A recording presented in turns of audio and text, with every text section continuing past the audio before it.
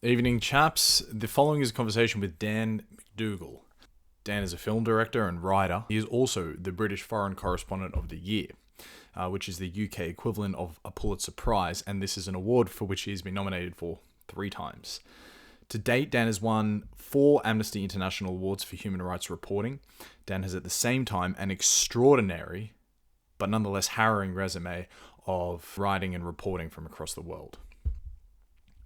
He's covered issues as diverse as child rape in South Africa, LGBTQ persecution from ISIS in Syria, the plight of Europeans' Roma population, Zimbabwe's deadly trade in blood diamonds, African migration across the Med into Europe, uncovering illegal sweatshops in India, the opium trade in Afghanistan, sexual violence in the Congo, child labour in the cotton fields of the Nile Valley, and I can't stress this enough, much more.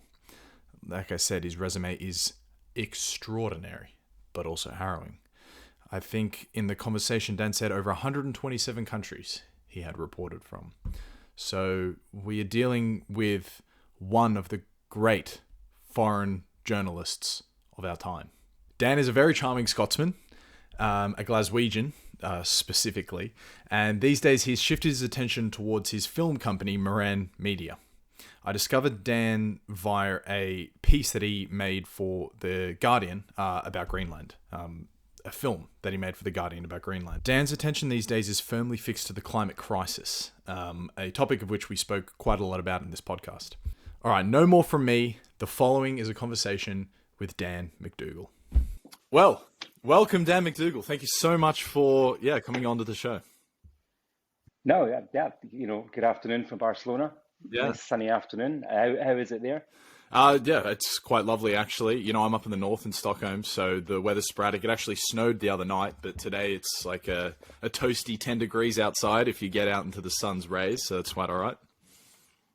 Yeah, I love Sweden. I've spent so much time there over the years. I've given talks there, and it's definitely one of my favorite places. And I think also there's a lot of kindred spirits there, right? People really do have a kind of strong moral compass, and yeah, it's a great place to live. Yeah, it's quite a phenomenal culture. The Nordics more generally, obviously they'll get into the minutiae that the Swedes are totally different from the Norwegians or the Danes or whatever, but it kind of gets that way in isolated pockets of the world. But yeah, the Nordics generally are just like you say, they have this terrific sort of sensibility to them. But it can also be sort of self-deferential, so it is sort of the best of both worlds where you don't get over self-deferential, but you can also maintain some level of, seriousness. Well, I spent a lot of time in Copenhagen as well, and I have Danish friends, and when they cross the border into Malmo, so I went to see Celtic, my football team, play against Malmo in the Champions League qualifiers. Trying to talk to an Australian about football is tricky. It's tricky business. But anyway, so we crossed the border and got the train through that incredible tunnel and crossed into Malmo, and then we were having a few beers in the square, and my Danish friend turned to me and said, "This is the difference," because he hates the Swedes, and he says, "This is the difference between Sweden and Denmark." And he pointed at a chair, and over each chair in this lovely bar cafe, there was a perfectly folded blanket. And I was thinking, that's the difference. The difference is they're a little bit more fastidious, so they put a crease in their blanket and you don't. And I said, shall we chat about the differences between the English and the Scots? Yeah, right? yeah. And then we'll be here for days. And so I think it's I would argue strongly, maybe a little bit like Australia and New Zealand. I think it's a rather false dispute, shall I say? It's a brotherly dispute, really. A brotherly dispute. Yeah. Okay, a brotherly dispute. Yeah. Anyway, Dan, obviously, we really want to get into speaking about how we can improve climate change storytelling, which is sort of front and center of your mind and your work these days. Now, you have an extraordinarily decorated career in international journalism before you, and I'm sure in front of you as well. But before we get into that, I just want to ask, a little bit about you. Clearly, you're a Scotsman. You grew up in Glasgow. when you were a young kid growing up, did you romanticize the journalist? I think one of the challenges is in terms of becoming, for example, a foreign correspondent, is when you grow up. I grew up in a housing estate and working class. I went to comprehensive. I was the first member of my family to go to university. So when you really come from that background, your aspiration is to try and I knew I always wanted to be a journalist. There's no question. I mean, everywhere I go in the world, I carry one of that. Yeah, the Basically, little I Tintin. carry Tintin. So when I was little, that was my reference point to what a journalist was, Tintin, traveling the world and having these extraordinary adventures. And I really aspired to that from a really young age. I wanted to travel. And I grew up, I didn't grow up poor, but I was working class and I didn't have foreign travel or anything like that. So my map was at the library.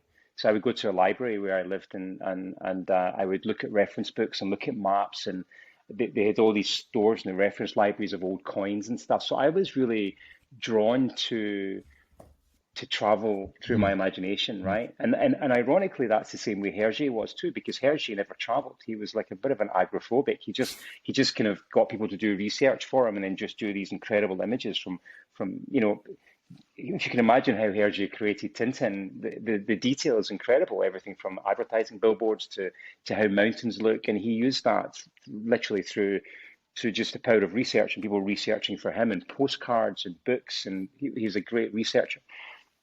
That really triggered my imagination in terms of being able to travel the world. And when I decided I wanted to be a journalist, there was only one place for me to begin that, and that was in Glasgow. And to be a journalist in Glasgow, there are two things about being a journalist in Glasgow: hard drinking and hard living. I mean, Glasgow is one of probably the toughest patches in the world to be a journalist. And I remember going for work experience at 17.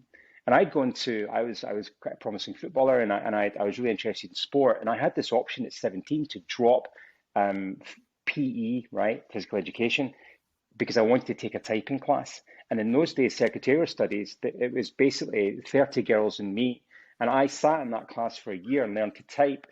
And so when I went to do my work experience at the Glasgow Herald, great old newspaper, at the age of 17, I went in, and the first thing that the news editor said is, "Can you type?"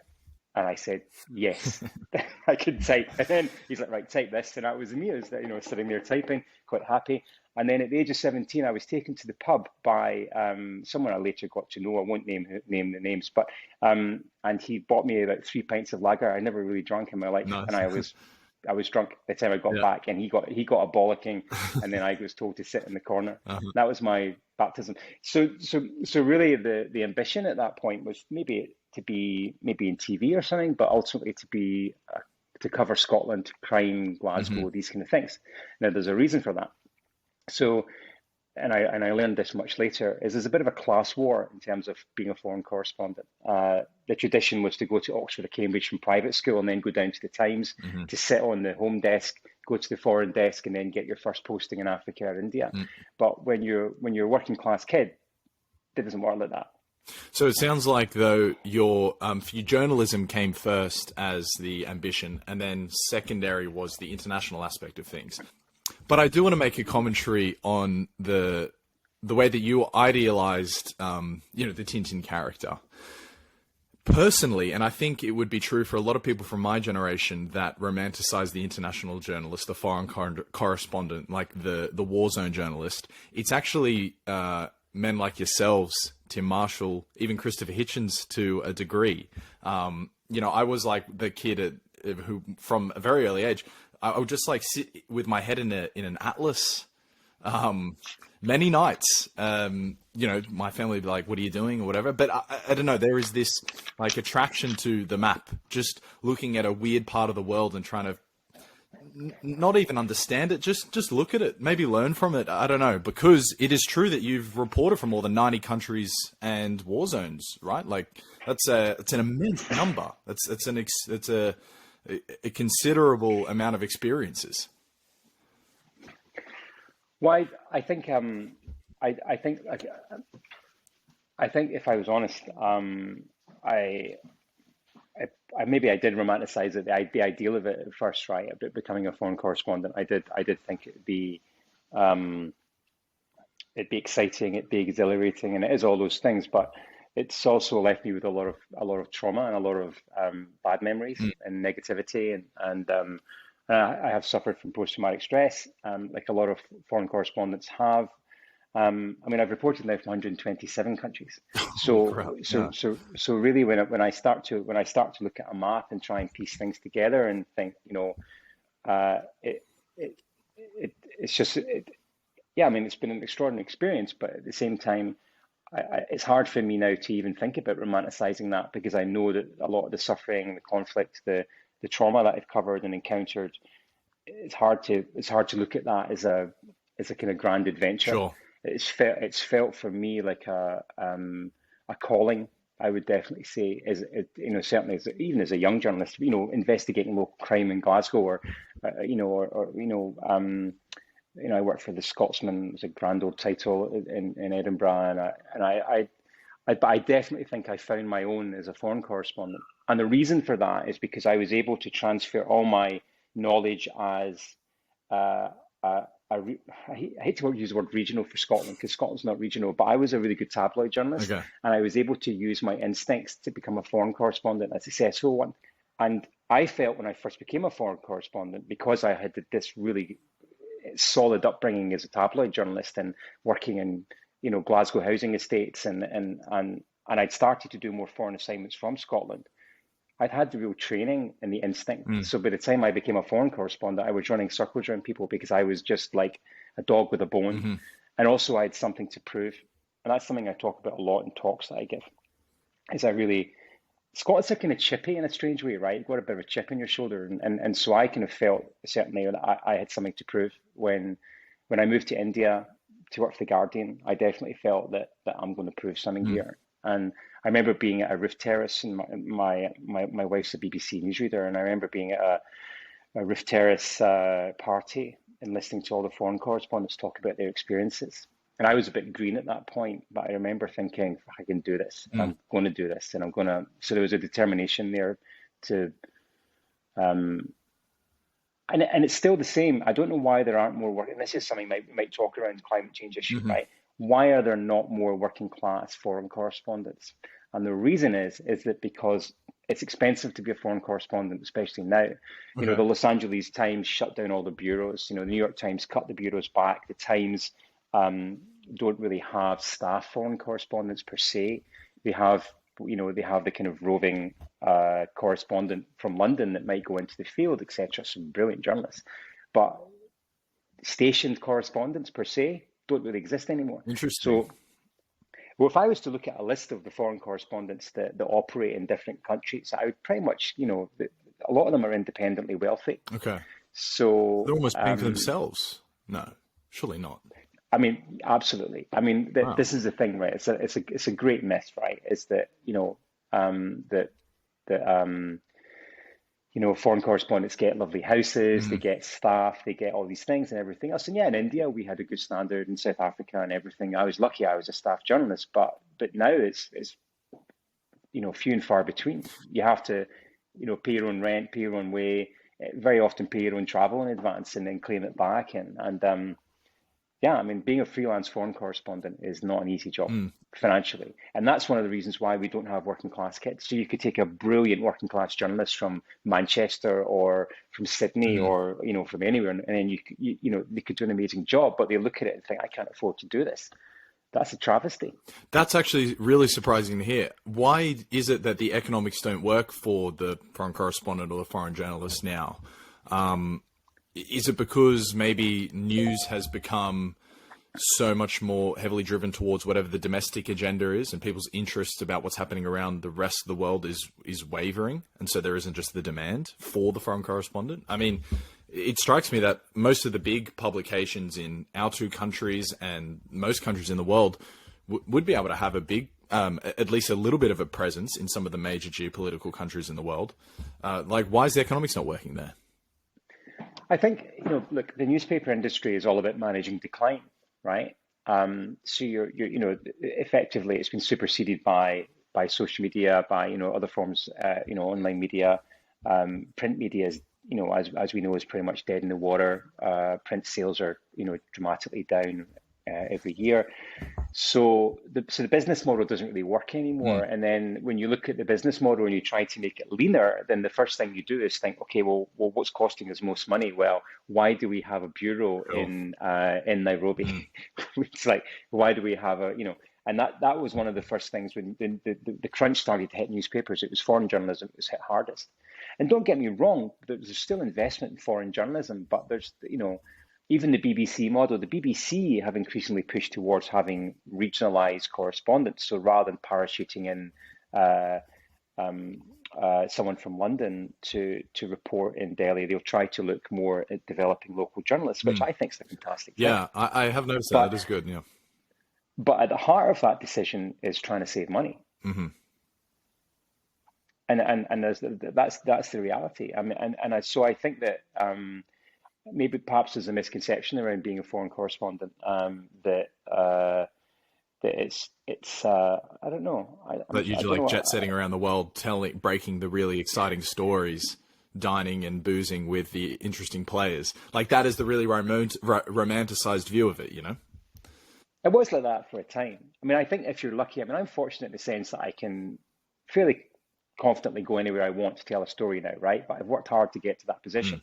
And so the challenge is that if you, I can remember a crazy story, right? I decided that I was in New York and I got a bunch of change from a coffee shop. It's like cents, and I was like, wow, people just going crazy with all this change. And I just decided on the spot I was going to try and investigate where money came from. So I got back to the UK and I sent some pound coins to a lab to get analysed, and then they came back and said, well, the money has copper and nickel in it, and copper, nickel, and these different metals. And then I narrowed it down and worked out which mines it was most likely they came from, and then I started to retrace the supply chain of money, Mm. right? Because all my stories are just like total lateral thinking. And I just said to my desk at the time, I said, right, I'm going to go to Chile and I'm going to go to Madagascar and I'm going to investigate where money's coming from, and then I'm going to prove that money's unethical. Mm-hmm. And which I did in the end, Uh-huh. because the Royal Mail had the Royal Mint, sorry, in the UK had to admit they didn't know where the money came, the Wow. metal for money came Wild. from. But there's, if you're in that position, then it's great because you can go wherever you want, but you've got to produce results. But if Sure. you're starting from scratch to say, I need to go to Madagascar, I need to go to Chile, I'm going to, come back to the UK from where I'm posted in Africa to do the story, they're going to say, well, okay, well, Yeah. pay for it yourself. Okay, look, that's interesting. So the point you're making is just that you had to get to a point of authority where they would say, all right, like Dan's going to produce something which is going to be an absolute ROI on whatever we pay for him to do. But that's also true across really anything that you do. You are the outlier, you're the exception if you're sort of given an opportunity to do something before you have a proven authority that you've been able to do it before. But specifically on international foreign journalism, how do you think it's affected storytelling? If now, rather than sending out, say, the Englishman to the story, you rather employ your local BBC journalist who is on site already, has it affected the way the stories have been told, or do you think there is still consistency in the journalism? I mean, this is something I haven't analysed. I wouldn't claim any authority on it. I mean, there are some brilliant journalists that, amazing Indian journalists I've worked with over the years. I mean, I have a film company. We have fixers all over the world we work with who are exceptional. So I would like to think that we'll get to a point where the standard is eclipses anything that has been in the past. I think from a broadcast perspective, it's very different because when you're, I've worked for the BBC for Panorama. I broadcast as a documentary maker. I think when you're on camera and you're presenting and you're writing scripts and everything, there's all really strong disciplines that you have to gain over time.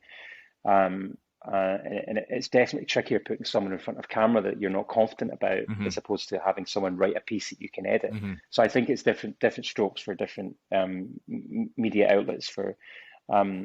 So I would be interested to know if there was an analysis of it. But ultimately, one of the things that we're trying to do as storytellers at the moment is empower people to tell the stories themselves. We're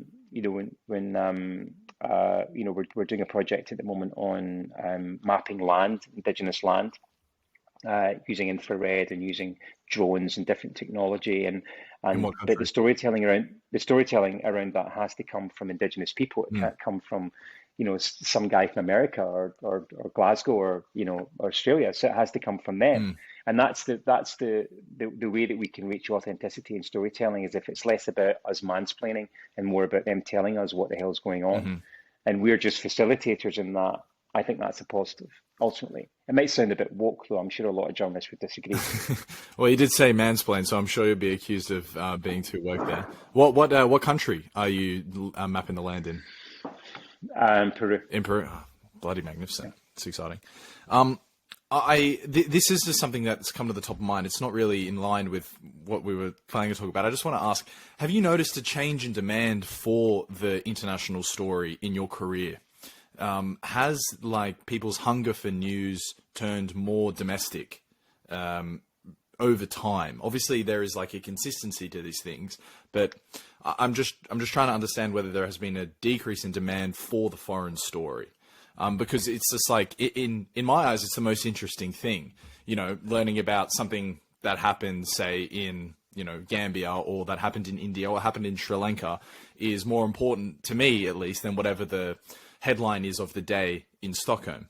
But have you noticed any trend lines like that throughout your career? Maybe a decrease in demand for international news? I don't think demand is the issue. I think the issue is space. So certainly from a print perspective, if you're writing an article for the Times today about what's going on in Ghana, the likelihood is that the correspondent who writes that will not be in Ghana. They'll be in a hub and they won't travel as much. So the budget's been slashed, so they don't travel as much. And then the nature of foreign news now is that it's squeezed down to 2 pages, so you don't have enough space. So you maybe got 300-400 words to write a story that's deeply complex. Right.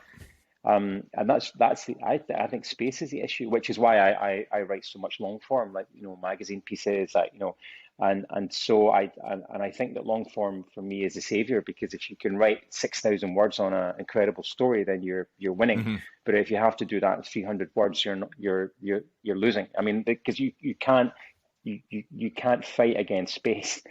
So I think that's the main thing, is as the pagination for foreign pages in newspapers has shrunk.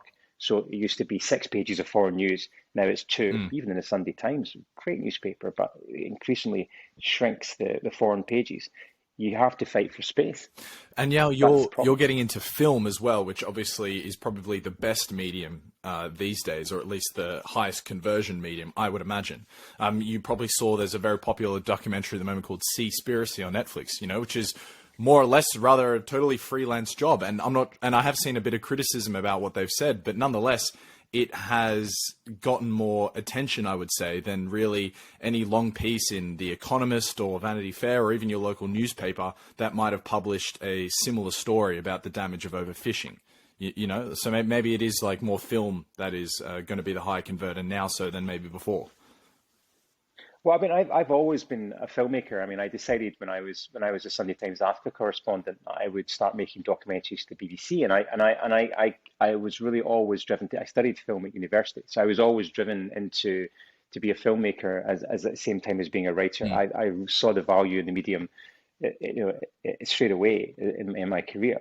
So I've been making films for many years, and as a documentarian, I would definitely say that the Seaspiracy is very problematic. I mean, I've investigated seafood myself. I've investigated oceans, the marginalization of the Moken in Thailand. I've investigated supply chains in tuna and supply chains in salmon. I've been reporting on the oceans.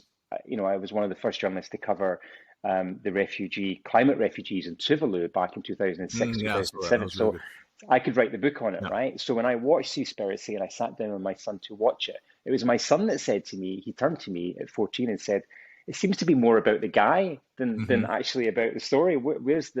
And then obviously we saw, I mean, I could with a fair degree of skepticism, the data that was pinging up was concerning me. Okay. But then obviously we saw the fallout from it. So the question that you're asking is, does that do more harm than good? I think that the people that are complaining generally are the academics, the people that have been studying oceans for decades. They're saying, well, look, there's inaccuracies here and that's undermining your work. But at the same time, this has reached a global audience, a massive audience. And if they've got a few facts wrong, but it's cut through, I think it's succeeded. And I also think kudos to Netflix for actually funding it in the first place and making this happen. I just think that there's no doubt that the filmmaker that made this will learn from it and think, okay, next time we'll copy bottom what we've done here. I think it was sensationalist in parts, but I think it was well done in others. To be honest, it didn't tell me anything new, but that's me, right? Sure, but that is you, someone who has a wealth of knowledge in the subject. Yeah. You know, someone like me who has paid a lot of attention to specifically farmed salmon in Norway, right? So, in Scotland's a big business as well, obviously. But like paying specifically attention there, I could see like, okay, wow, it's good that this is becoming a part of the story and that people are learning a little bit more about the salmon that they're eating on their plate here in Stockholm. It's not nearly as good for you as you might think it is. But yeah, for a general audience who might have just been, you know, totally shut-eyed to the idea that you're trawling a net across the ocean floor, that it has some other, some bad byproducts, like there is value to that, but it actually kind of ties into what you were saying before about the, more or less, maybe I'm clutching at straws here, to the international desk being cut away because of a budget cut.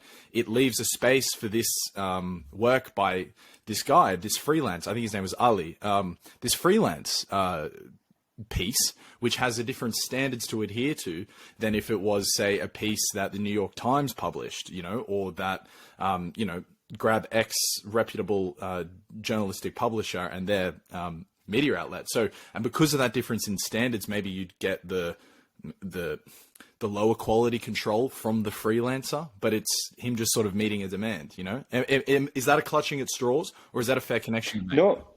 No, I think that makes sense. But I think also, in fairness to him as a documentarian, is that he's having to crunch all these stories. Each vignette in Seaspiracy would make an episode in itself, right? It's almost like a one catch-all film. We're trying to just take all of these issues and put it into one film, when they're all very complicated, they're all very nuanced, and they're all probably worthy of their own episodes, right? I mean, you mentioned salmon. I mean, I investigated salmon in Chile, in the salmon farms, and it was being pumped full of antibiotics and horrendous supply chains that was also damaging parts of Patagonia. Yeah. And then we followed the trail back to the UK, where the salmon was being labelled packed in Scotland. But it was being grown as in fish farms in Chile, and elsewhere. You know, the whole seafood supply chain for me, the issue is mislabeling, but I mean, we could have a whole conversation about fish supply. But anyway, the Seaspiracy, I would say, generally speaking, if it's engaging a generation in the issues that matter, then it's successful, and I would definitely take my hat off to it. I love the supply chain investigation of your work. Something I really want to do. I have a mate in Mexico who grows coffee, and Nestle are pressuring him now to buy his land. And I really want to go there and try and tell that story the right way. But you mentioned before the money, tracing it all the way back to where does this copper and nickel come from? I heard you say in another interview as well that you want to learn the A to B of things, which drew you into the sweatshops in India and elsewhere around the world looking at fast fashion. And then you just mentioned the salmon supply chain as well. I think it is good. It is good for people, everyone, a consumer of absolutely anything, to just acknowledge that whatever the price is of the thing that you're buying, somewhere along that supply chain, there has been an exploitation somewhere most of the time. Obviously not all the time, but most of the time, especially if you're buying cheaper things. But that is obviously a topic for an entire other podcast as well.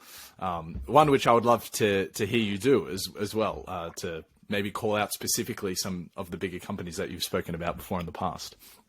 But I wanted to ask this last question about journalism as a more general question before we get into the climate change.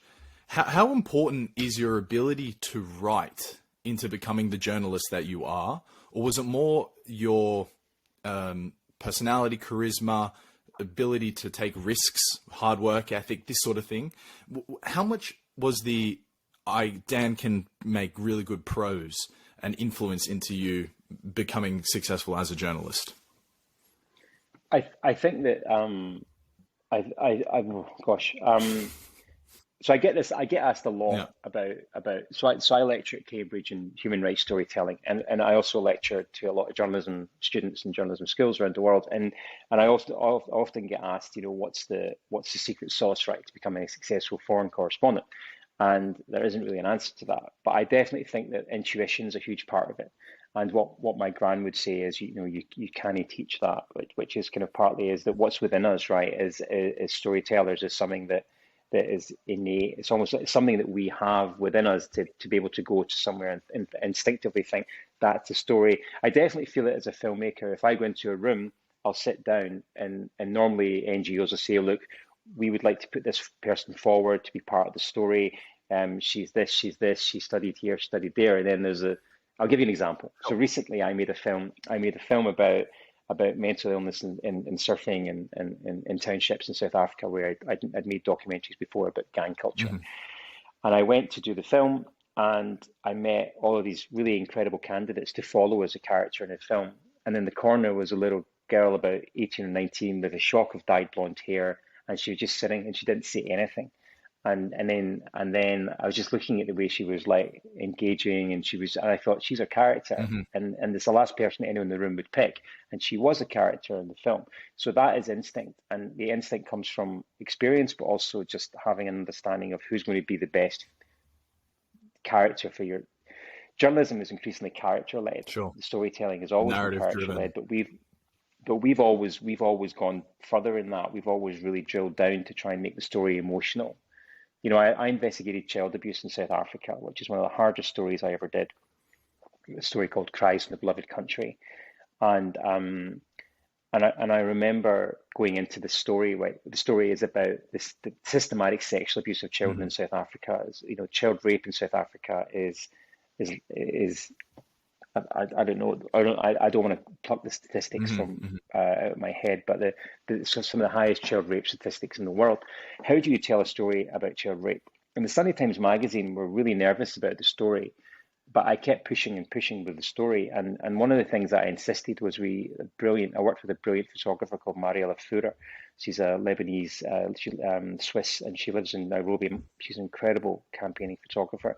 And we got photographs of all of uh, the children had been drawing, the children who had been victims of rape in this clinic had been drawing their experiences in crayon and pencil, just like children's Hmm. drawings. And we ran those images of the drawings in the magazine, caused so much offense. But for me, that was push the boundary, but also lateral Hmm. thinking. We can tell the story through children's Hmm. drawings. And I always think when I go into a story is, how am I going to surprise you? How am I going to surprise you? How am I going to tell you something that you don't know? How am I going to tell it in a way that you've never seen before?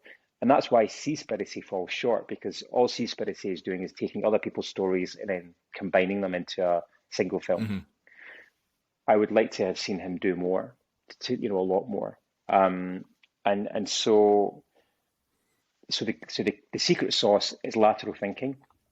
It's also finding the right character, finding the witness, and it's also going further. So I used to give this talk called Ends of the Earth, which is about how you've really got to, like when we reported in the war in the Congo, you've got to cross rivers, you've got to try and go as far as you can into the hinterland to get to the story.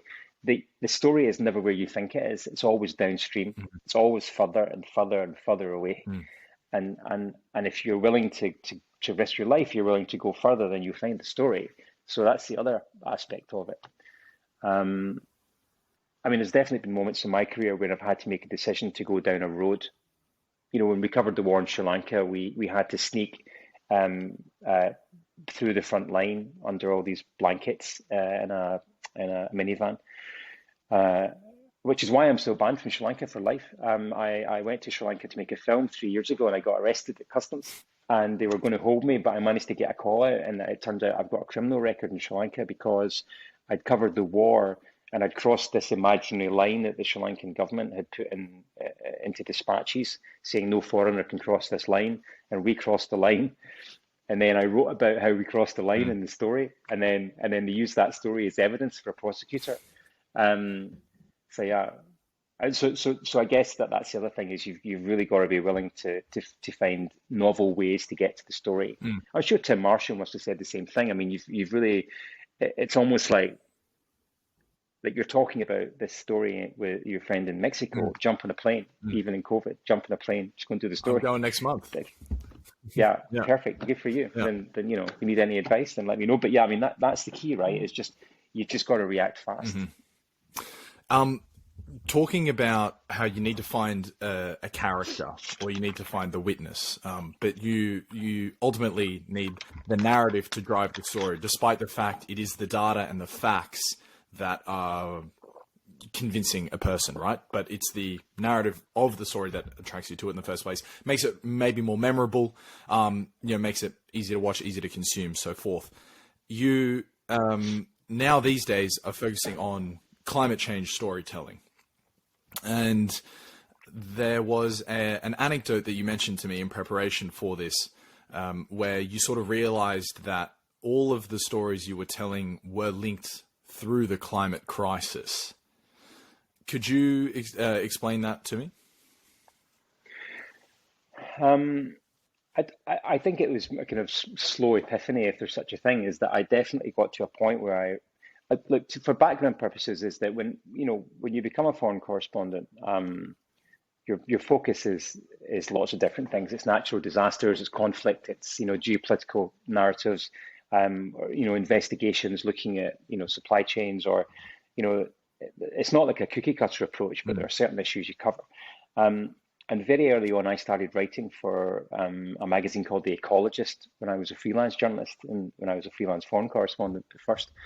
And I would write articles for The Ecologist, and The Ecologist was one of the first real magazines to tackle climate as a crisis. And I remember environmental correspondents in newsrooms, even as back as 2000 to 2004, Sure. were quite, environmental correspondents were kind of, I've got a beard now, kind of grew years ago and never shaved off, but environmental correspondents had the beard and they sat in the corner. They never really went to the pub with you. They weren't really the most popular guys in the playgrounds. Okay. And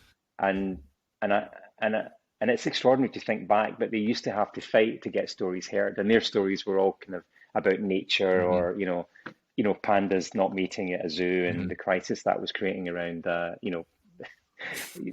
panda populations and then or doing stories. So they weren't really taken seriously as journalists, which was an absolute travesty. And you can see that the environmental correspondents that have lasted are probably the best ones. I would say guys like John Vidal at The Guardian, peerless environmental journalist.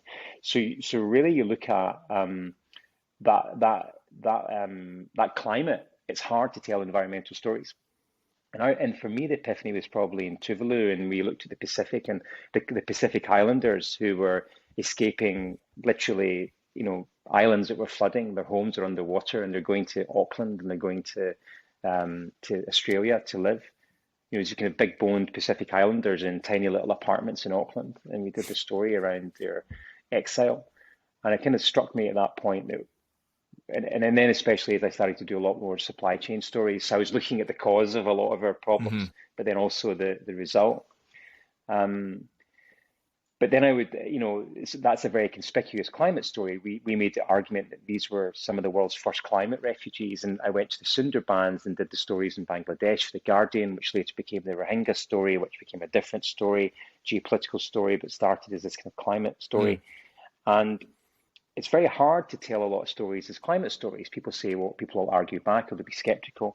So I kind of would then go and cover other stories like conflict or natural disasters, and I would never really link it to climate. It would just be a case of this story is about, the conflict, or like piracy in Somalia is a really good example. So I spent quite a bit of time in Somalia covering the war there, and also Al-Shabaab, but also covering famines there. But then the piracy story, I did a big investigation into piracy and how I called it Piracy Inc., how piracy had become this corporation that had employed so many people, not just the pirates, but even I spoke to a hostage negotiator, right? His job was to negotiate with the pirates. I spoke to a guy whose only job was to pilot the drone that carried the cash. I spoke to so many different people that were linked to security around shipping, and just created this map Mm. of an industry. But actually, what I didn't do was I didn't really think why are these guys hijacking ships in the Mhm. first place? So take You know, that line. Go with me. I want to find where climate is at the root of that. Take that story specifically. Why are they working there?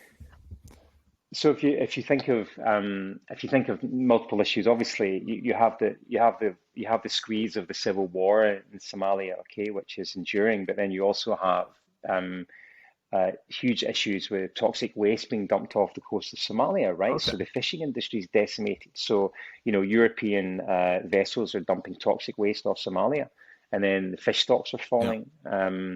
Then obviously there's a push towards Al Shabaab, right? So you have all sorts of issues uh, around Islamic extremism, around fundamentalism, but then you also have drought, Hmm. squeezing people into Mogadishu and Dawla and other cities, and then so you've got all these different factors at play, and you start to realize, well, has climate a factor in the piracy story? And it's easy just to say it's opportunism, but they were fishermen before, Hmm. and there's lots of papers and reports that say that climate's a significant factor in the piracy story. And you could say the same about lots of different narratives, where climate's at play. And I think if I was guilty of one thing, is that certainly as I was, roaming the world telling stories, is that I was reluctant to put climate into that story. I was always more focused on what the story actually was, but not looking at the bigger picture. And maybe you can argue that's not a job for a correspondent or a writer or a Mm. filmmaker. That's actually a job for an academic or an NGO to go in and say, look, these are the root causes. Um, and there's a number of reasons for this. I think it's probably historical as well, as the climate was quite a hard sell to news desks for many years. But also, climate's a Frankenstein story.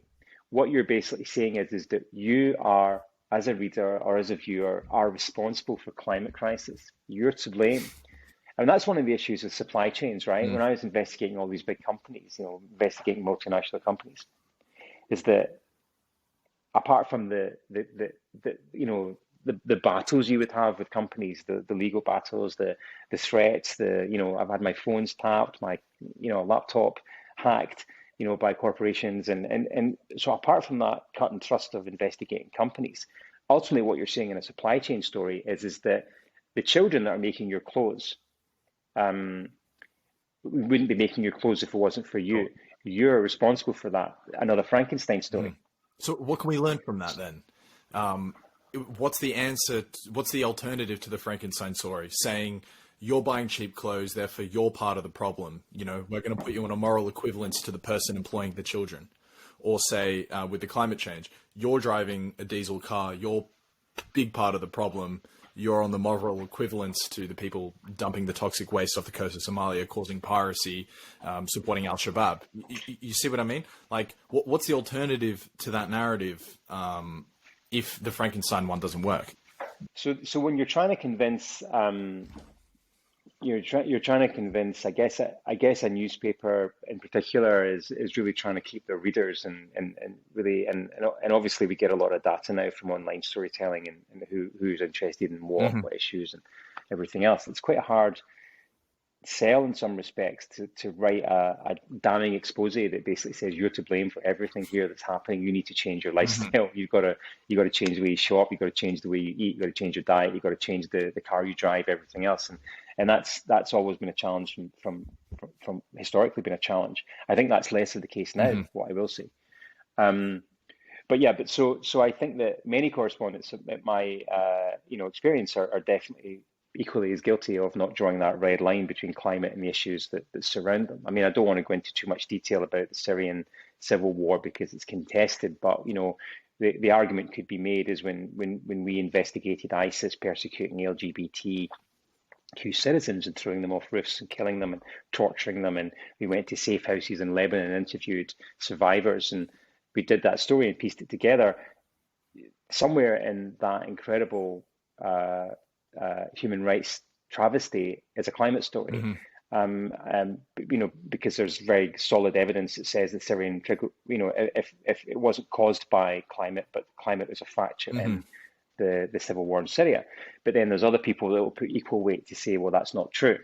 So then you become involved in a debate about whether it's a climate story or whether, as we used to say in South Africa, is it a zebra or is it a giraffe? Right? When I lived in Africa, it's like, is it a zebra or is it a giraffe? And I think there becomes an issue with labeling stories as well, right? We're labeling the story a climate story, or fundamentally, it's a story about, human rights violations and the right to love who you love and fundamentalism. But and climate can be overwhelming as well. It's like if your top line's climate, then the story has to be about climate all the way through. So it's a challenging thing to do, to draw a red line between climate and everything that you write as well. So it sounds like if you're thinking about how can we change climate change storytelling, or at least how can it be done in a different way, the sort of emotional appeal that you get from talking about how religious fundamentalism is, causing this moral failure for treatment of LGBTQ people.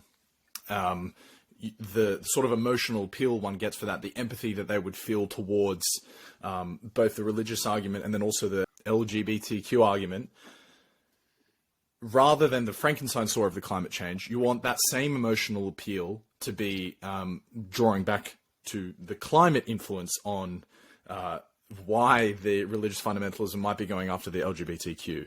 I think I had that question framed a lot better in my mind, but it's like a distinction between how the story is being told that you're sort of getting at. The nuances of the problem, right? You have to tell a climate story effectively, you almost have to be explicit. It has to be, we're on this. I went to Senegal recently to research a documentary, and interestingly, I'd covered the migration story before in depth, and I'd followed the routes, from West Africa across the Sahel, Libya to the Mediterranean to the UK, and was one of the first journalists to really cover those sinkings, the sinkings of the ships, in the boats and the crossing, which is now, as we know, is fairly normal. We see, hundreds of thousands coming across every year. And when I was in Senegal at the end of last year, I interviewed young farmers and to try and understand the desire to go to the West, and social media plays a part in that because, I live in Barcelona, and here in Barcelona we have Senegalese migrants all over the city. They're working, they collect scrap metal, they sell things on the beach when the beaches are open, and they're not really getting anywhere in the economic ladder, but they're sending messages back home saying life's great in Spain, that they're showing their new clothes, or I'm not exaggerating their lifestyle, but that in some respects is connecting to people back home, or saying, well, why am I here on a farm trying to grow potatoes? I should be in Spain, right, with my cousin or my best friend. And so there's that emotional pull that brings migrants in waves. But I started to realize when we interviewed these families that in the north, I was in St. Louis, the land's arid. They can't grow anything. And they're being bequeathed land by their parents and their grandparents who grew that land and tilled that land for decades. And then they're trying and they can't grow anything on it. And then the grandfather's saying, well, the land was good for me. But actually, the evidence says, well, actually, the land's not the same as it was 30 years ago. The earth's not the same. There's been a lot of desertification in northern Senegal. There's a lot of salt. There's a name for it. But basically, there's a lot of estuaries, sea estuaries there, and there's salt scorches the earth, and so their kind of future as farmers is in jeopardy. Yeah. I think that so that is a climate story, and actually, we're telling that as a climate story. That's the aim. So I think that when you tell an explicit story like that, it's easier to understand. But when it becomes nuanced, like, well, okay, there might be a factor at play with climate that links to this, that links to that, people don't really want to buy it. And this is an interesting area because there was a study done in the 60s by Brown and Williamson, a tobacco company, and it was a leaked memo. And the memo was called "Doubt is Our Product." And I talk about this at Cambridge, right? And the idea, as you know, is that if you can create enough doubt around an issue, then people will doubt it. So with cigarettes, right? So what they did is there was a lot of links to cancer and smoking, and so they thought, well, what we need to do is we need to get medical reports, we need to get scientists, we need to get doctors to start putting reports out. We need to create foundations that examine links between cigarettes, and we basically put enough doubt into the market so that people will think, well, the science pro it, yeah. And it's exactly the same with climate. So this is one of the issues that I get really frustrated about is language, climate and language. So it's the same drill. Fossil fuel companies, doubt is our product again, right? Well, so K Street lobbyists in the States in the 80s, create different language like the greenhouse effect or climate change or global warming. These are words that they don't sound true. They sound reasonably benign. They don't sound like we're in a crisis here. And how newspapers approach languages, the Guardian, to their eternal credit, made a decision that we're going to call it the climate crisis. That's it. We're going to call it a crisis. We're going to call it out. Greenpeace, NGO sector tend to call it a crisis, but other news organizations still use global warming. And so when you can't actually call it the same thing, when there's no uniformity, then the doubt's getting into the language of climate. Yeah. And that seeps into storytelling as well, because if there's a doubt that this story is linked to climate and you're focused on something else, you're not going to put the energy into just drawing this red line. You're going to be focused on, look, these people have gone through appalling suffering because of a conflict, or that these people are going to Europe for socioeconomic reasons.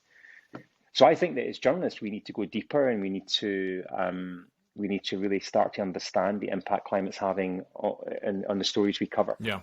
And that could be regionalized. I mean, for me, the future of climate change storytelling is actually, one of the arguments I made recently was that cities should employ storytellers so that they can tell climate change stories in their own cities. Because when I'm trying to tell a climate change story in Peru or in Greenland, right? Okay, there's a huge international audience, right? They're interested, but it's not a mainstream story. But if you're telling the story in Barcelona or in Stockholm, then people are going to think, okay, well, this is my neighborhood, And I think that that's the key to successful climate change storytelling. As far-traveled foreign correspondent, is go super narrow and regionalized. Tell the story in your own country, in your own neighborhood. If you're able. So what's the sort of end goal of this, if you have one, or at least vision of what it's going to become? Is the idea that if you can cancel out a lot of the misinformation and, confirm climate crisis as a ubiquitous sort of language approach to the story, create really effective climate crisis storytelling, what's the end goal? Do you just want the misinformation to be cancelled out? So say the public utility, the tax dollars can be spent more effectively to actually render a change. I'm just trying to get at the end goal, because I think maybe the climate crisis is so international. I don't know if we have another. I don't know if we have another threat that is genuinely international. It affects absolutely everyone, and for that reason, it does make it quite different to something else, like say, religious fundamentalism, which might be something that we don't see every day, but we might want to create a difference to stop as well. I've got lots of ideas, but I actually think that the best way to tell stories is to make them bulletproof. Okay, so data is the key to telling effective climate change stories. So I made a film in Greenland called Open Water that was cinema released. It ran Guardian documentaries, and when we went there, I knew we wanted to tell a story about how people were living in the ocean around Greenland and how their lives had changed. But I knew also that I wanted to get data, and I wanted to make this link between climate change and mental illness. And I reached out to this organization who were trying to poll sentiment in Greenland. So Greenland's population, I don't know, 50,000, maybe 56,000, tiny, right? Yeah. But they had done a sample poll that was like, I think 4,000 people, which might sound like nothing, right? But the equivalent in the States would be 10 million. So at the end of the day, they've got this incredible poll that is beyond scientific dispute, because it's taken this huge slice of communities and the national population. And one of the questions in the poll was, do you feel that climate the climate change is affecting your health, your happiness, your mental illness, and the overwhelming answer was yes. And there's this phrase invented by an Australian academic called solastalgia. Solastalgia is an incredible term. What it means is feeling homesick in your own home. So it's this kind of discomforting feeling that everything's changing around you, but you can't explain why. So when you were a kid, you grew up in the mountain, the glacier was all the way down to the ocean, and now it's 2 kilometers back inland, and the sea temperature's different, the weather's changing. There's things changing around you that you can't account for. So you're feeling homesick in your own home because you don't recognize your home. Then you have and I started to think I started to think solastalgia, and then the data was overwhelming, and then so we did the story around mental illness and climate change. It's the first survey ever done, really looking at mental illness and climate change. And this is a thread that we're seeing in a lot of storytelling now around climate, is the smart journalists are using data, because then when people come back at you and say, well, that's just a fairy story, you can't link climate change to this. Well, actually, the science and the data, and I think that we need to do that as storytellers. We need to try and find these proof points that can put the story beyond the shadow of a doubt. And I think there's other ways to do it. I spent quite a bit of time embedding with scientists in Greenland as part of a film I made, and one of the things that I criticized the scientists for was talking to each other. Scientists are all about peer review.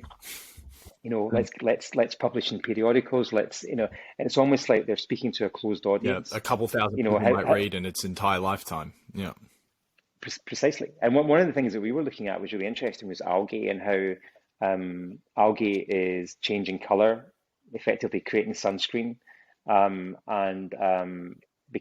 it gets closer to the surface, and that is exacerbating melt in ice sheets. It's a really incredible field of study, and yet nobody really knows about this, right? Unless journalists like us come along and make a film or write a long form piece about it. But how can we get scientists to work more with journalists to try and talk to a bigger audience? How can we, create more effective forums to tell these stories? There's lots that needs to be done. Dan, I fear there's a lot of nihilism when it comes to the climate crisis specifically, because I'm thinking there has been lots of emotional movies made, say by the classic from Al Gore to the film Leonardo DiCaprio made, to say even more recently the prominence of Greta Thunberg. I'm afraid the climate crisis, kind of what I was trying to lean on earlier in the question I had before, was it's such an ideological position that people sort of hold central to them, and are it's seemingly willing to dismiss the data which can prove them wrong based on ideological grounds. Like, that's a leftist scientist, for example. Like, it's a concerning amount of people are willing to discount the facts because a scientist comes from a political perspective. You understand what I'm asking here? Like, it makes climate different to, say, another topic that you might be able to speak about. I think that there's definitely fatigue around climate storytelling. I think people are. I was in a kind of forum recently, and someone was criticizing the Greta effect, saying that actually that her appearances at the UN and like her relationship with Trump, who they created this good guy and bad guy scenario around their dynamic, and the image of her scowling at Trump and everything else was the opposite of what we need. We need soft diplomacy, right? We don't, because that makes it political. Yeah, that makes it and personal as well. And but then at the same time, what an incredible impact she's had in terms of galvanizing youth. But we've seen that dissipate in COVID for obvious reasons, right? And a lot of kids are at school and everything else. Is that going to resurrect itself when COVID's passed? I mean, one of the things that frustrates me is COVID's not really being told I remember COVID's not being told as the climate story, and it could be. In a smarter way. I mean, I remember being in the border between Uganda and Congo when there was an Ebola breakout, and one of the reasons that this had happened is that there'd been a lot of logging and clearing into the rainforest, illegal logging, And the more that we encroach in wild animal territory, the more viruses are going to emerge from rainforest or forest tracts, and the closer that we live, living cheek by jowl with wildlife is going to expose us to viruses, right? That will make the leap eventually, which we saw with HIV, which we saw with Ebola, and which we definitely saw with COVID as well. I think that's beyond dispute. So, but how many climate stories are we seeing around COVID? We're not seeing many at all. And it's more about a conspiratorial. Did China manufacture it or did they not? Yeah, yeah, of course, yeah. But at the same time, the more that we encroach on, the more that cities grow, the more that we encroach in greenfield space and forests, and the more that wildlife comes into cities, the more exposed we are to viruses and the pandemic as a consequence. So there seems to still be an opportunity for me around the viral leap and climate change, and that's the story that needs to be told urgently and to a global audience. But with certainly with the fatigue around, I don't want to say Greta fatigue around the kind of Greta message, because I think that she definitely had galvanized, and there was a lot of momentum until COVID hit, until the pandemic hit. But I think there's definitely scope for more soft diplomacy, for smarter data-based journalism. I think that ultimately the best journalism now is funded by, so the film that I made for the Guardian documentaries was funded by the Packard Foundation in California, who do a lot of work in oceans. Increasingly, foundations are funding journalism, climate change journalism, because newspapers don't have the budgets to go to the ends of the earth to tell the stories. And that brings us full circle back to the Seaspiracy story, is that, okay, well, what if we were to just do a more thought out story over 6 episodes that was going to look at this issue in a deep dive, rather than try to kind of grab the attention of an international audience in an hour and a half. So I'm not sure that answers the question, but what I'm trying to say is that we need to identify the storytelling opportunities around climate change to win people over, to try and convince them. We've got to try and win over the skeptics. And one of the things I argue a lot with The Guardian, certainly, is you're not really trying to convert a Guardian audience, right, to a message, because if you're reading The Guardian in the first place, then you should, you're probably on board. It's the grey areas you want to target. You want to get, but then I worked at the Sunday Times for so many years, and a lot of people criticise Rupert Murdoch, but he invested in our Sunday Times invested in our human rights journalism. My colleague Marie Colvin, who was unfortunately killed in Syria, was probably the best of us, and there was investment there, but the fiscal realities of newspapers caught up with everyone, and that's why we ended up having less foreign coverage. And the complexity of things. This is a theme that I've spoken about a lot historically with this podcast. Is that really, as humans, you look at most domains, we are barely scratching the surface of understanding the complexity of things, the true second, third, fourth order effects. And I think that would be a great angle to actually approach a bit of climate change storytelling, is educating through example what the second, third, fourth order effects are of ecological change, because ecosystems are obviously complex beyond our understanding. You don't know what a change here is going to do down the line. And clearly there is a connection between China, Russia's environmental approach and COVID-19. Right? You can really take any X and Y variable and ultimately explain a huge story from it, because such is the complexity of the world that we live in. And that's sort of just a comment that I want to let stand. But I also wanted to say to you that, because we're coming towards the end of the time, I'm also quite optimistic about the future of the climate crisis not being something that's debated. It's known and acknowledged, and rather than any time being spent worrying about whether it's man-made or not, all the worry and attention is going into be what are we going to do about this? And I just say that not purely anecdotally, because then I know that that's my own sort of bubble, which the anecdotes would come from, but also just through observation, a very wide cast lens, if you could say so. Much of the climate skepticism comes from older generations, quite frankly. You know, my generation of the mid-90s and younger, we are the sort of next generation that are going to inherit the power, that are going to be leading the companies, that are going to be writing the journalism, making the TV programs, and most of us are really on board. And so I just want to, leave that optimistic message with you and see if perhaps you agree or if you see differently than I do, from a generational shift in the way we look at the climate crisis. One thing. So you're talking about the generational message, right? Who's buying into climate and everything else is like. So let's take the example of India. Okay, so I lived in New Delhi. I was based in India, covering South Asia. I covered Pakistan, Afghanistan, Burma, Sri Lanka, Nepal at a time when all of them were at war. Amazing. And one of the interesting things about working in South Asia is politics. Politics is dominated by a certain generation. So in India, you don't really become a successful politician until you're in your 60s and 70s, right? And so what I know historically, right? So I investigated the kidnapping of Christian Coptic girls in Egypt, and then we went undercover and did stuff in Egyptian courts, and I got myself banned for life from Egypt, so I can never go back to Egypt. I can't go back to the Sudan. I'm banned from the Sudan.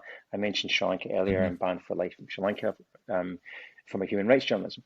And so there was a time when human rights journalism was a surefire way to get blackballed, like Myanmar. So we're now back to basics again, because I've been to Myanmar recently, but I was banned for like 5-6 years because of my undercover work there. So the countries were banning human rights journalists, right? And they were, and then they started clamping down on NGOs. So as the NGOs became more journalistic, NGOs like Human Rights Watch, Global Witness, they started becoming kind of quasi-activists, right? So the dynamic of the NGO changed from us coming in and helping you to actually calling you out, which is what Amnesty's done brilliantly for many years. And what's happening now is then the government started banning NGOs, right? From being involved in the human rights sphere in different countries. Now what we're seeing is the same thing with climate, is that grassroots NGOs that are tackling climate are being shut down. They're having resources pulled, they're being intimidated, they're being murdered in the field, they're being kidnapped. We see in Brazil, we see in China, we see in India, and the challenges that you face there is that the people in government who are running these countries are of an older generation, very often is the case. And the climate story presents a threat to their existence, but also to their economies. How we've got to shut down supply chains. We've got to make things more ethical, or we've got to. I mean, once you start trying to source different types of energy, prices are going to increase. Renewable energies. In a developing nation, that's an extraordinarily difficult thing to face. Yeah. I mean, I did this story years ago. I went down the Ganges and did this story for Sunday Times magazine cover, A River That Lost Its Soul. I had this idea to travel down the Ganges, and because the Ganges was dying, and a lot of World Bank money was going into it to try and clean the river, but the money was being siphoned off and stolen, outright stolen. And at the time, I interviewed a Swami who was on hunger strike for the river near Varanasi, Benares, and he was on hunger strike, and he started talking to me about the Chipko. And the Chipko are a tribe in India who were the original tree huggers. And when they were clearing the forest, I think it was the British were clearing the forest back in colonial days, the Chipko would hug the trees and tie themselves to trees to protect the forest. And he said, we're the original environmental campaigners. We're the original tree huggers. And the story was incredible when he told me it. And I just thought, that's wow. And I remember traveling down the Ganges and, the ashes of the dead in the water, and just trying to write this piece. And I wrote this intro to the story about the dying embers of stars. And I hadn't thought about it for many years until I was in Greenland, and I was near a glacier in the south, and this iceberg started to fall apart in front of our eyes, and all of these shattered remnants of the iceberg were just floating around us. It was really dramatic. And I flashed back to the Ganges for some reason. And what you were saying earlier about things being interlinked is, why am I thinking about the Ganges when I'm in the Arctic? I'm just seeing these smashed embers of an iceberg, and the dying embers of people as their ashes are thrown into the river, and I'm thinking everything's decaying around me. It felt like quite a profound moment, and there's no logic for that stream of thought. So I think the danger is that we need to, soft power is not really, we've got to have to win over governments, right? Bolsonaro and his stance on climate in India is a climate skeptic. You know, we see the same with Modi in India, and we see it in other countries, especially in Africa, because climate threatens, climate change storytelling, climate change campaigning, crisis campaigning, climate crisis storytelling, and climate crisis campaigning threatens economies. Yeah, certainly. And yeah, that's a huge issue.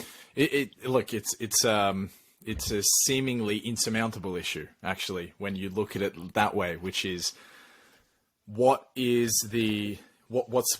an incentive? You know, show me an incentive, I'll show you an outcome. What's an incentive? Oh, so you're saying now I can't deforest the Amazon to plant the soy to sell to the West. Well, now I have 10,000 people unemployed who are going to turn to maybe crime instead, who are going to do X, Y, and Z. What's the incentive there, you know? And this is always where it comes back to me when I think about climate change. It's like, well, what actually can be done about it? What can I do about it? Or what can an individual do about it beyond just removing our, you know, phone charger from the wall or something like that? And that's the difficult question, right? You know, and that's where the the role of really good journalism can fill, or try and answer the question, or propose solutions, or, you know, force a very bad hand, right? Like if you can somehow get to the point where, well, now it's just illegal to deforest these trees, despite the fact that it's good for your economy, you're not going to be allowed to do it given the pressure from X, Y, and Z superpower. You know what I'm getting at here? I'm sort of just playing out a scenario in my head, but that is the thing with the climate crisis. There is an inherent nihilism to looking at it, because it's always like, well, what can I actually, you know, do about it? I don't know if you ever reflect on that at all. Well, there's also a danger that it becomes about a Western narrative focused on. So when I lived in India, the Tata released the Nano, which was their first little hatchback car, and there was a lot of hysterical reporting around that, you know, India's now got hatchback. It's going to be terrible for the environment. It's going to, you know, I mean, Delhi's traffic's bad enough, but at the end of the day, so it's okay for Western economies to build up huge car brands, and yeah, but at the same time we're gonna start judging India for wanting consumer goods, for buying washing machines, for, you know, I you know, there's lots of stories about how the dowry system, you know, people were wanting, you know, white goods, washing machines, dishwashers, things like that, and there was a lot of Western reporting around that, criticizing it. It's like, well, so at the end of the day, what people are trying to improve their lives, and I think that once you start going in and telling people how to live their lives, and you're losing your audience, you're losing credibility as a storyteller. But I mean, look, you can talk about climate change and climate change storytelling for forever, but I think that what is certainly true is that my final takeaway from this is that I think that more needs to be done to tell stories in a smart way, but what I always put at the heart of my journalism is emotion. You've really got to tell an emotional story. You've got to connect with people. In my rules of storytelling, surprise and emotion, and then data increasingly. So I'm going to prove it. I'm going to surprise you, and I'm probably going to make you emotionally. I mean, so one of the interesting things that they did this study around different emotions in storytelling, and one of the questions that was raised, it was in a forum I was involved in, and was, is shame an emotion that counts? Can you shame people into believing something? And advertisers would say traditionally that you can't do that. That's the worst thing that you can do. You can't use shame as a tool to convince people, win people over. But I'm not sure. I remember the story about the little boy on the beach in Greece, the body of the refugee. I think he was about 1 or 2, and that photograph went viral around the world. And this little baby that you know, drowned in the Mediterranean as the migrants had come over from Syria. There was shame involved in that image. The world felt shame. And I think there have been moments like that when journalism has made people feel ashamed, and it's had a profound impact. Those are the stories we remember. So as journalists, should we be shaming people into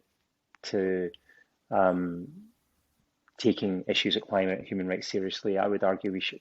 Yeah. Do you think David Attenborough maybe dropped the ball a bit by not emphasizing the impact of the climate crisis throughout his beautifully romantic career of documentary making, documenting wildlife in the world?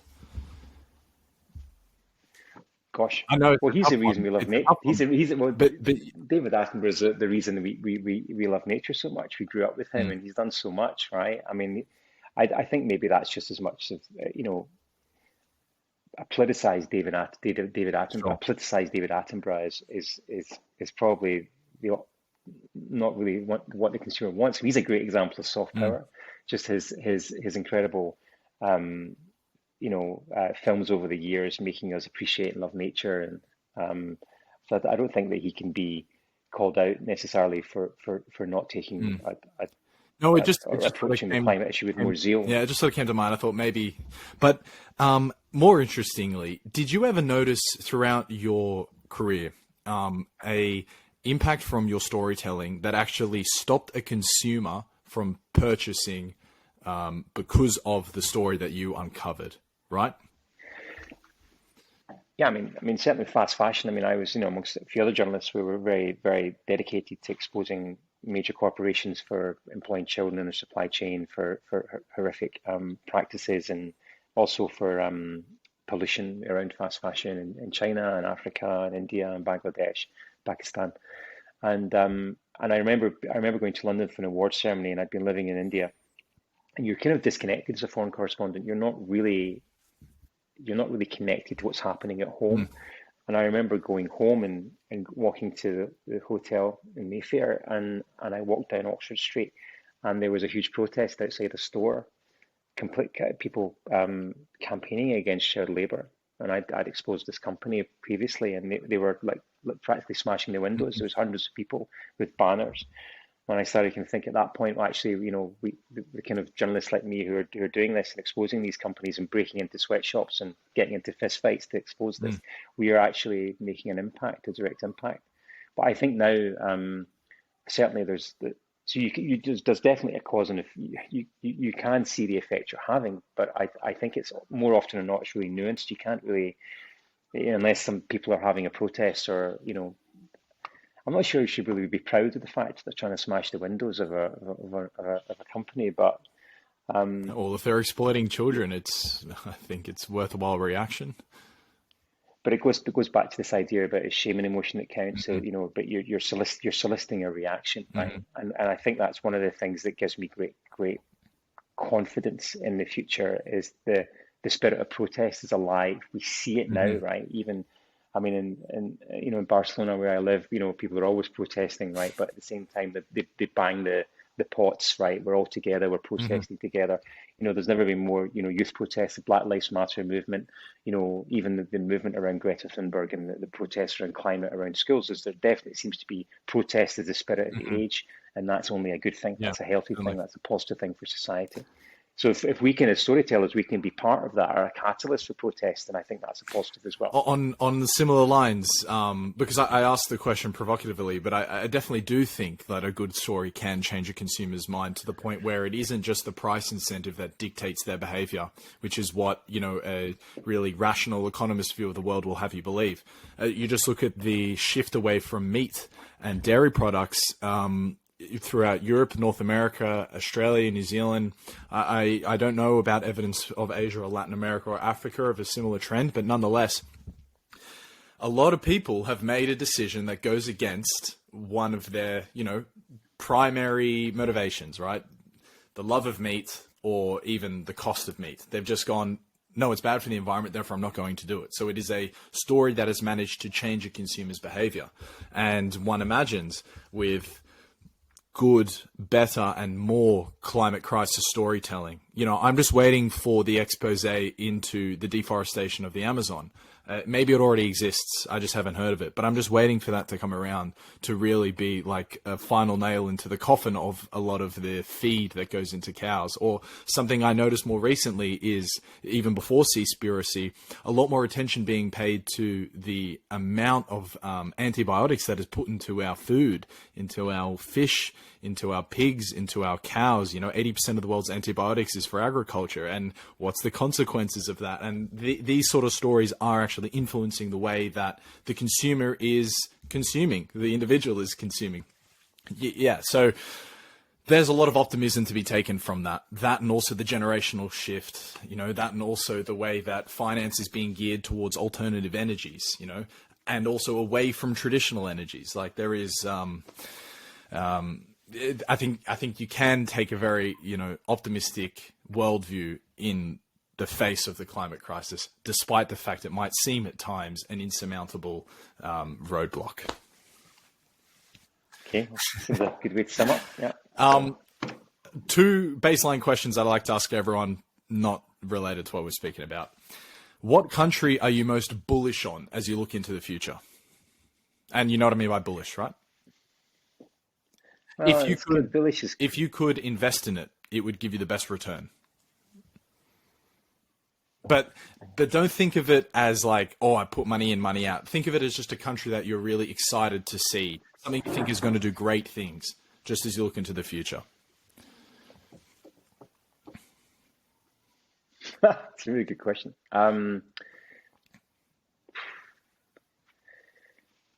Okay. So I'd like to think, obviously Africa is my first love. I'd like to think it would be Africa somewhere. Okay. I would like to think it would be Madagascar, which is my favorite place in Africa. Okay. I doubt it will be. Can you explain why? Well, no, I think because Madagascar is just an extraordinary place. So few people have been there, but it's just the most beautiful country. It's enormous. It's got incredible people. It's got this great melting pot of cultures. The one place that a lot of foreign correspondents who go to Madagascar, the NGO workers, they think that it reminds them of Nepal. And here we are off the coast of Africa, and it feels like we're in Kathmandu when you're in Antananarivo, the capital of Madagascar. That's a country that I would love to succeed in, just because it's natural beauty. It's people, but it's had a really difficult time with bad governance, like many African countries. If I'm a bullish about its future, I'd like to. Idealistically, that would be my choice. I'm not sure that I would be bullish about it. Yeah, well, let's try and put some optimism into the universe for a bullish Madagascan future. I would say, it looks like an amazing place. I'd certainly love to go there. To be frank, though, I actually don't know anything about the country. I know that they're almost universally responsible for vanilla production, right? But what else do they have going for them? I did a really interesting story there on cocoa bandits. It's a brilliant supply chain moral dilemma, which was basically the harvests of cocoa farmers in the north near the Vanilla Coast actually were being stolen at gunpoint by bandits and then sold to the same company that was actually buying their cocoa. So the supply chain was being corrupted by crime, but still ending up in the same place. It's a really good moral story, moral dilemma narrative around supply chains. But cocoa, there's gas and oil, obviously, which is struggling. The economy is struggling. Vanilla on the Vanilla Coast, emeralds in the south, and precious stones. There's a lot of scope for palm oil, and it's an incredible place. Timber, obviously. One of the great stories but these are all attractions. They're all things to be taken from rather than created. Well, that's the other problem, right? Is that that's the kind of the economy, the economic model. It's a great story from Madagascar about an NGO so I was investigating illegal logging. I remember going through this jungle and seeing this kind of cliff face, and I wrote about it, and the cliff face looked like it was made of leather. And then there was a crack of a rifle, and all these bats took off. Oh, wow. It was just their wings, and it was so embedded into the rock. I was like, how is like all these bats around us? And so in deep in the forest, the Chinese were illegally logging rosewood. And an NGO eventually went. It's a great story. So this NGO went into the same rainforest a year later, and they embedded microchips into logs that had been illegally harvested by Chinese chain gangs, effectively in the north of Madagascar. And then they were taken down to Tomasina, the port, and they were taken to China. And the tracking device followed the logs all the way to a port near Shanghai, and then tracked them further to a logging company in China. And then they went to China and they put they found the same rosewood batch, and they put chips into the new batch from China, and they followed it all the way to America, where it was delivered to Gibson guitars, Oh, no way. one of the most iconic guitar brands in the Yeah. world. And the rosewood that they were getting for their beautiful guitars, played by everyone from Johnny Cash down, was coming from Madagascar rainforest. Wow. It's a incredible story. It's a great story. So there's timber, but yeah, you're right. I mean, it's one of those. I mean, what you really want in Madagascar is the economy to be based around development, education. You know, how can technology Yeah. help these communities? How can build the economy up that way Mhm. instead of the classic resource costs, Mm. which it has. You give it. If you get a chance to go, it would be top of my list to you, 100%. Nice, amazing. I'll certainly write to you before I go down there. Honestly, you know, my ambition is endless when it comes to going places and discovering things. So if it's possible and within the within the monetary budget, I'm definitely doing it. But you give another fantastic example of tracing the supply chain. Like, that's such a fascinating look into the world. And this is also something for another conversation, but I don't know if you're familiar with Eric Townsend and Smarter Markets. It's an Abex Technologies, the great company that are trying to sort of tokenize financial markets. So there is absolute transparency every step along the way, which means, and they use it specifically for copper production because that's where it's linked to the interests of a holding company. But nonetheless, it can be also applied to the cocoa supply lane, the coffee supply chain, the vanilla, the rosewood, you know, you name it, the cotton. And that is also, assuming the promise is real, game changing, totally game changing, because companies can no longer hide behind supply chains that just whose story doesn't get told. It all becomes transparent. But again, conversation for another time. Final question, Dan. What two people would you witness a conversation between from history? Sorry for it being narrowed down, but if there's anyone that comes to mind, you know, great role models or influences that have been on your life. Any two people of history. Just put them together and just to listen to them having a chat. Yeah. A podcast, if you will. Nina Simone and Miriam Makeba. Okay. Do you want to say why?